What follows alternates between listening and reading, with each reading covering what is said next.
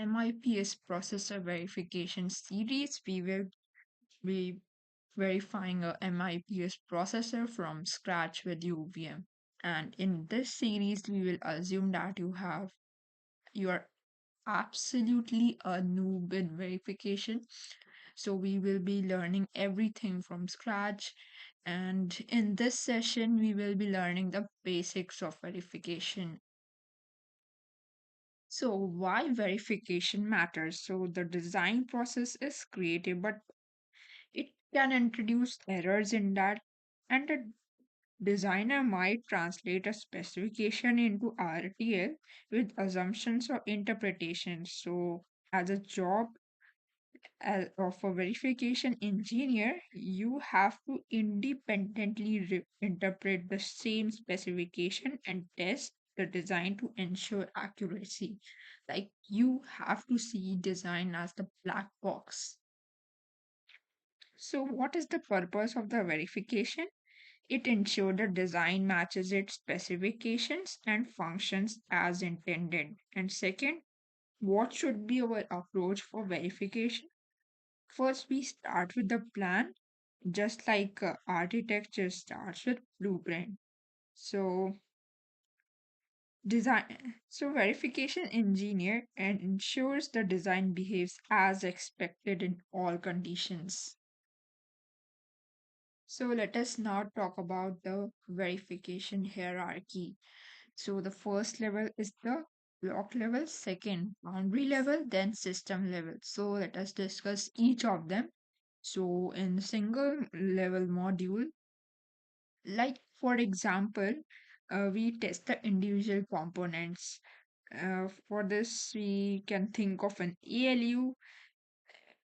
We can verify is the ALU adding the numbers correctly or not. So these tests are straightforward but crucial for catching basic errors. Now, next we move to boundary level, which is between the modules. So, in this, we look for inconsistencies when module interact. For example, the bus driver and receiver agree on a protocol or not. Like a nadder is communicating through the AXI bus. Is that happening correctly or not? And then we move to system level. So in this, we test how the whole design works together. For example, we can take a smartphone, whether it can handle a call while downloading a file.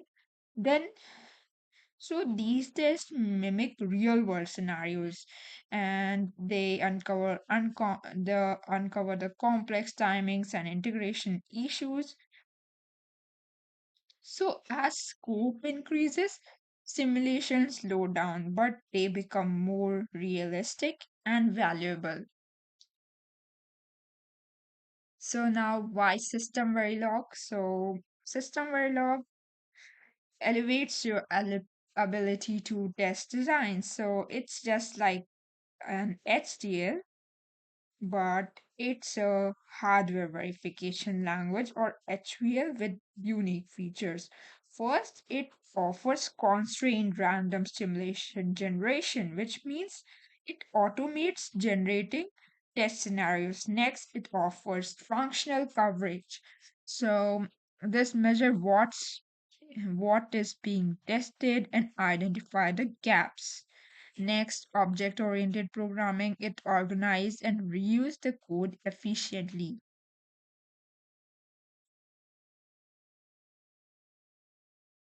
So now let us talk about the history of UVM. So it first reuse methodology was introduced in 2002.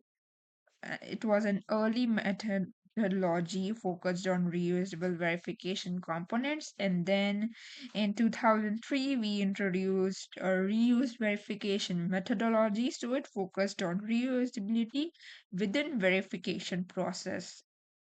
And then next, in 2004, we got AVM, which was developed by Mentor Graphics. So its full form was Advanced Verification Methodology, which introduced more advanced verification techniques.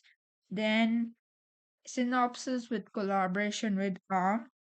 in 2004 developed verification methodology manual. So it provided comprehensive guidelines for verification. Then in 2006 we got universal reuse methodology, or URM. So it was expanded on ERM, which was introduced in 2002. So it emphasized universal Yep, applicability. Then in 2008, we got OVM developed by Mentor Graphics and Cadence. So OVM stands for Open Verification Methodology. So it was a significant step towards standardization, combining efforts from major EDA tool providers. Then, in 2011, Universal Verification Methodology was introduced, that is UVM. So, it was a culmination of these methodologies combining OVM and VMM, and it was maintained by Accelera. So, a courtesy of two companies, including Metagraphics, Synopsys, and Cadence. So let us now talk about verification methodology manual. So why use methodologies like VMM? So VMM provides a structured approach to verification, especially for complexes, and so it builds on basic practices from industry experts. Next, it ensures reusable, modular, and scalable test bench. However, VMM might be a overkill for small projects. In such cases, a simpler custom approach suffice. But keep in mind the bigger picture your block will integrate into larger systems. Then next, why do we need, like what is PVM and why VMM and why it is useful? So VMM is like a toolbox for verifying designs effectively. So it provides base class, which is ready-made templates for handling data, test environments, and utilities. Next, it works on log management and communication tools. So it helps in organizing logs and managing how different parts of the bench interact. So let's sum up. So this book introduces you to system Verilog concepts and how you can build the components of VMM useful for yourself.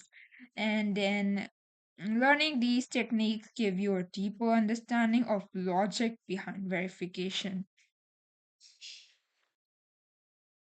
So, what does the test bench do? So, a test bench is like a detective investigating whether a design works correctly. Here's how it works. So, first, it generates the stimulus, as you can see here, and it creates signal to mimic real world scenarios. Next, we apply stimulus. So, we send these signals to design under test or DOT, and we capture the response and like we record how the DOT reacts. Next, we check the correctness, meaning we compare the responses with the exact behavior. Next, we track verification goal. We measure how much of the testing is complete. So next we go on to directed. So how directed verification testing works. So it's a traditional approach to verify designs step by step. So in this, we create a verification plan, write a list of tests to check whether different features of the DoD are working, and next we write a test vector. So in this, we manually create input scenarios for specific features. Next, we run simulations to stimulate the duty with these inputs and observe the behavior. Next, we check the results. We review the log files of waveforms to ensure everything works fine. So once a feature is verified, you move to a next test. So it's straightforward and incremental method, popular because it shows quick progress. So let us now understand directed testing with the help of a code. You can see we are verifying a mux here. That is, we created this bench for it. So in this, we have manually created the test cases for a mux for a 2:1 mux. So in this, we have mentioned various scenarios which can be there for a mux, but it's a very time-taking process. So let's see why. And it such kind of verification methods can be useful for big designs. So let us understand why.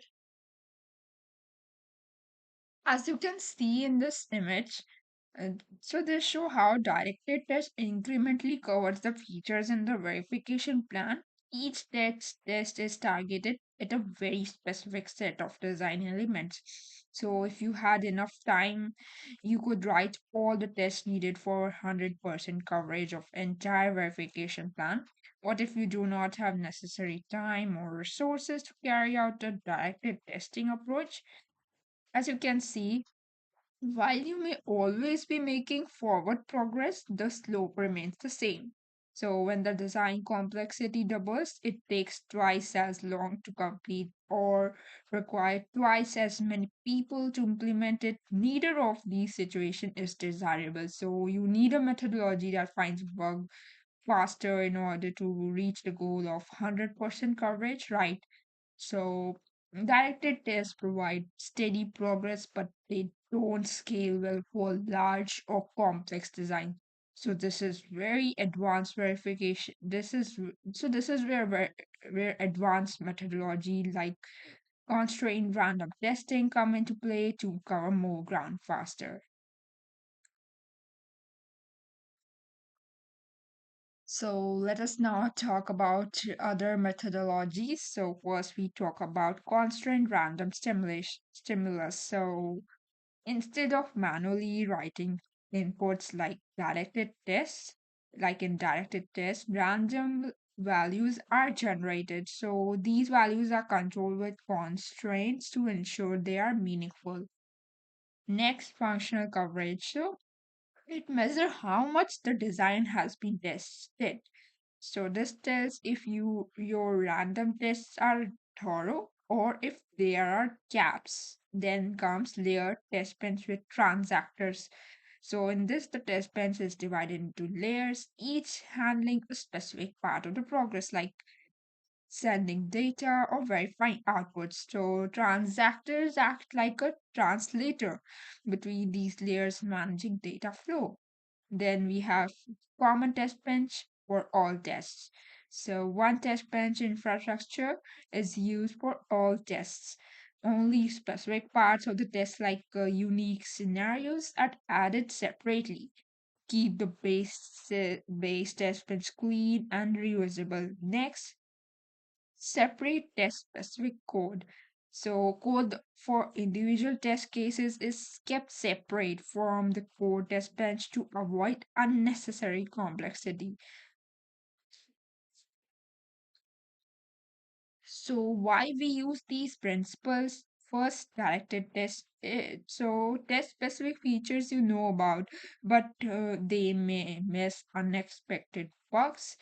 And in random tests, it helps find unexpected bugs by exploring more scenarios. So with random stimulus, you need automated checks like scoreboard to predict the correct output, since manually verifying output is not practical. So now let us talk about constrained random stimulus. So what it does, so it generates inputs that are random but within specific rules. So let us take an example for it. So here is a 4-bit adder that adds two inputs A and B and produces a 4-bit output C. So we want to use CRV or uh, constrained random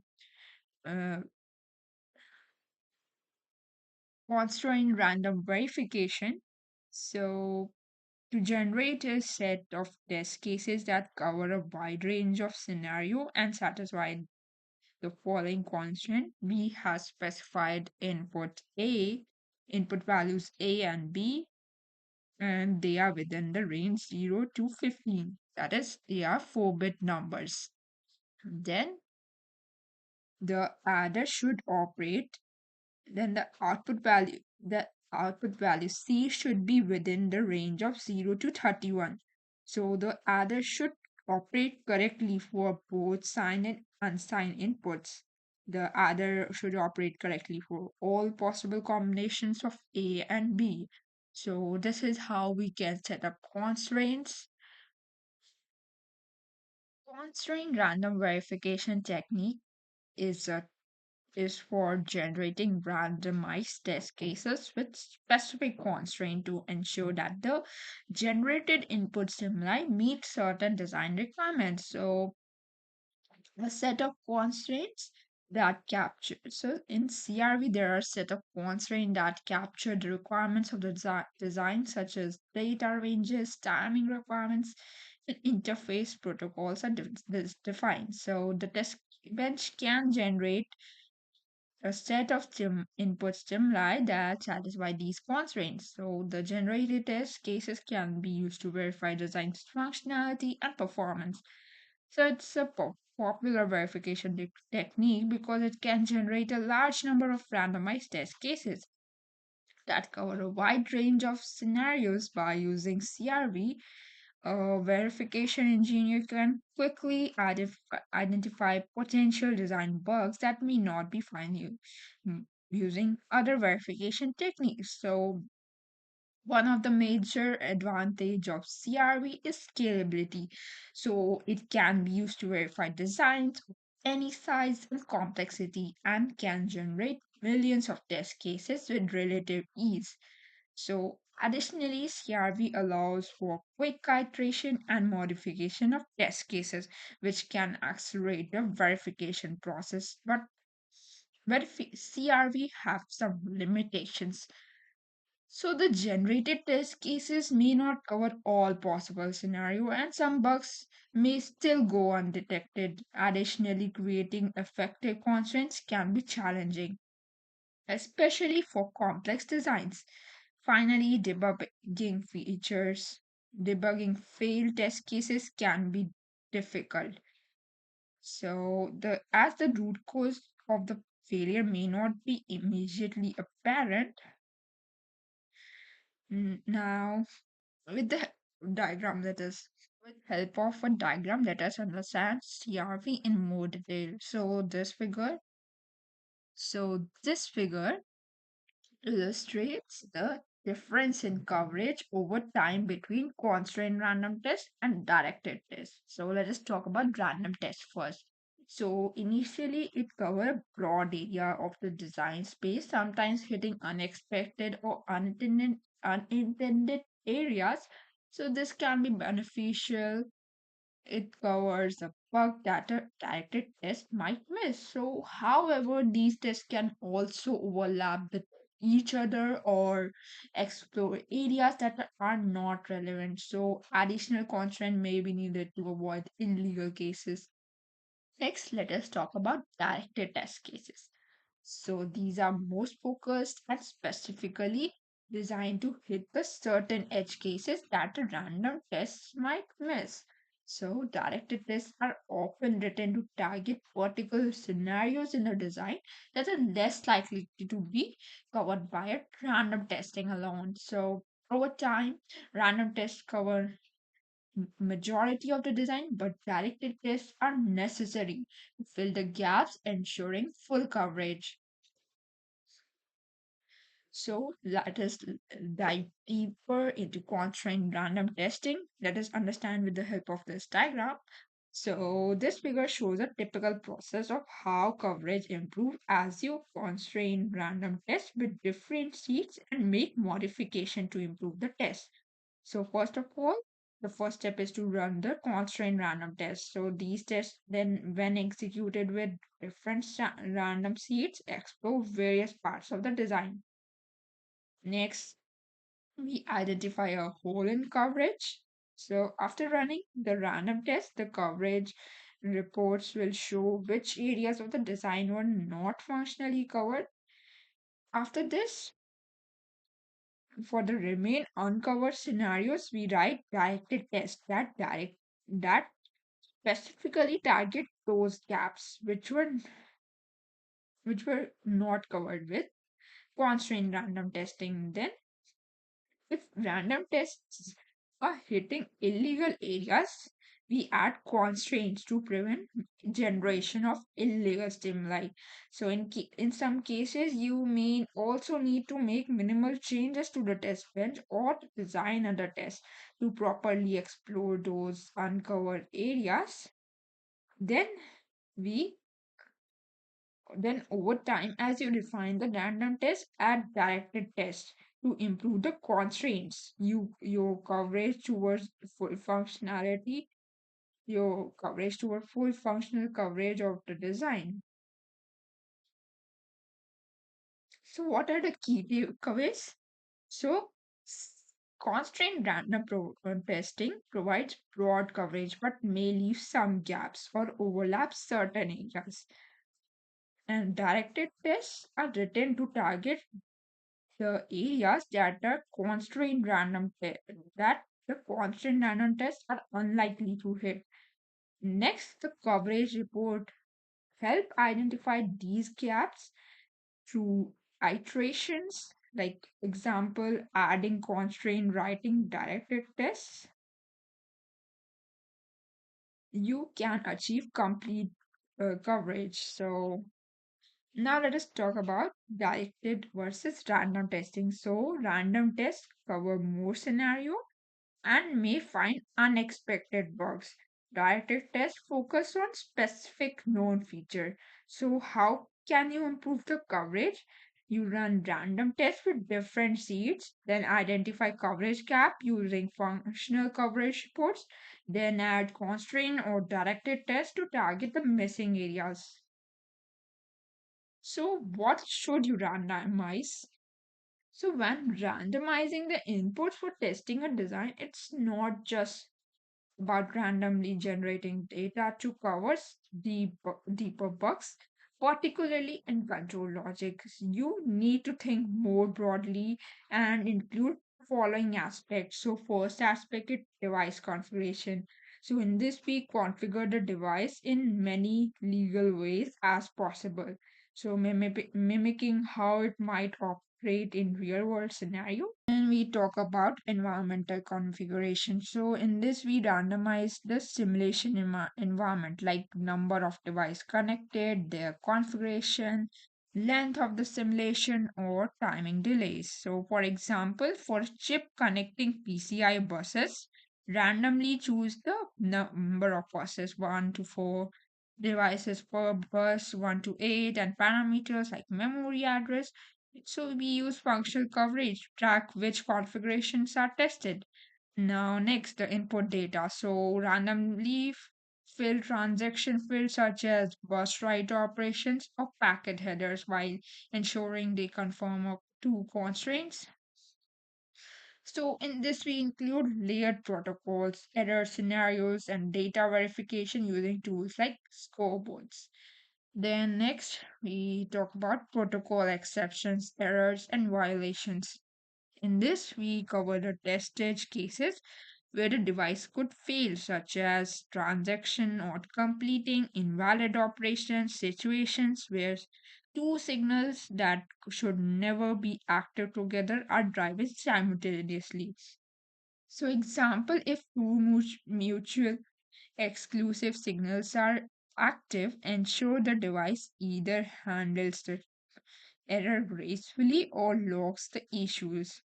Next, we talk about delays. So, we introduce timing variations and delays to mimic the real world scenarios where the input might not perfectly synchronize.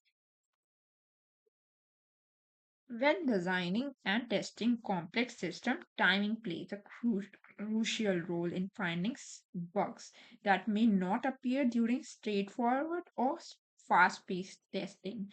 So, here is how delays and synchronization are handled effectively. First, constraint random delays. So we use that very randomly. So this approach help us uncover protocol bugs. Like first, fastest rate, like running the test at maximum speed won't explore all bugs timing scenarios.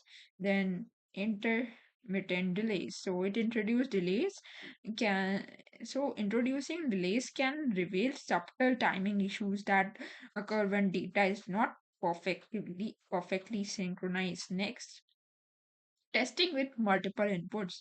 So errors may occur when multiple input transactions overlap or arrive out of sync. So we can experiment with input arriving at maximum speed while outputs are slowed down. Inputs, and then we can use functional coverage. So this measure how well your randomized testing export timing combinations. It ensures that a wide range of delay scenarios is tested. Now, next, let us talk about errors in preventing errors in testing. First, randomization might generate invalid configuration. So for this, we can use constraint to ensure that only valid setups are tested. Next, we use assertions to catch illegal content conditions like, for example, two signals active together. Next, we use the right tools and best practices. First, scoreboard. So it verify the actual output matches the expected result. Next, assertions. So it catch errors close to the source to make debugging easier. Next, error handling. It ensures that the design may can recover from stimulated errors without manual intervention. Now let us talk about parallel random testing. So in this we have random seeds. So random tests rely on a random seed to generate unique stimuli. So changing the seed changes the stimulus, enabling broader coverage without altering the test bench. So in this we can, if we run multiple tests, if you run the same test 50 times with different seeds, you will get 50 unique sets of stimuli, significantly broadening your coverage. Next, unique seeds. So we must avoid duplicate seeds to ensure test generates unique stimuli. So better approaches can. So what can we do to solve the issue of unique seed for each simulation? So some people use a time of day, but that can still cause duplicates. What if you are having a batch queuing system across a CPU farm and tell to start 10 jobs at midnight? Multiple jobs could start at the same time but on different computers, and it does the same random seed and run the same stimulus. So you should blend in this processor name to the seed. If your CPU farm includes multiprocessor machines, you could have two jobs running at midnight with the same seed. And so you should also throw the process ID. Now all jobs get unique seeds.